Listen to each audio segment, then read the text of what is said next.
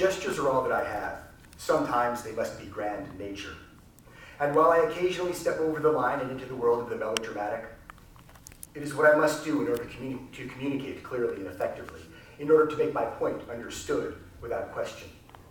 I have no words I can rely on because, much to my dismay, my tongue was designed long and flat and loose, and therefore is a horribly ineffective tool for pushing food around my mouth while chewing, and an even less effective tool for making clever and complicated polysyllabic sounds that can be linked together to form sentences.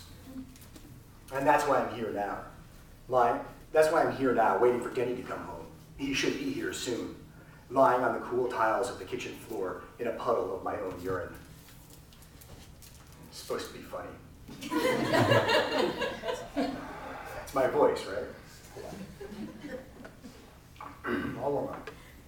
I'm old, and while I'm very capable of getting older, that's not the way I want to go out. Shot full of pain medication and steroids to reduce the swelling of my joints, vision fogged with cataracts, puffy, plasticky packages of doggy depends stocked in the pantry.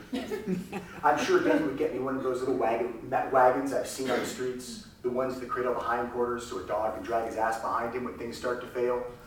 That's humiliating and degrading.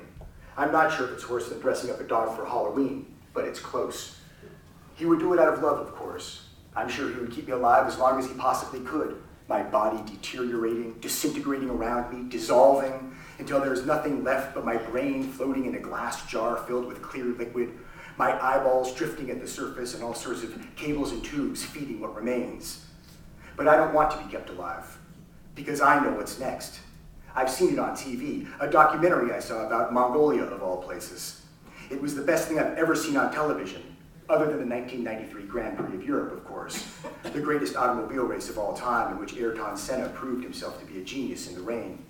After the 1993 Grand Prix, the best thing I've ever seen on television is a documentary that explained everything to me, made it all clear, told the whole truth. When a dog is finished living his lifetimes as a dog, his next incarnation will be as a man. I've always felt almost human. I've always known that there's something about me that's different than other dogs. Sure, I'm stuffed into a dog's body, but that's just the shell. It's what's inside that's important, the soul, and my soul is very human. I am ready to become a man now, though I realize I will lose all that I have been, all of my memories, all of my experiences. I would like to take them with me into my next life. There is so much I have gone through with the Swift family, but I have little say in the matter. What can I do but force myself to remember?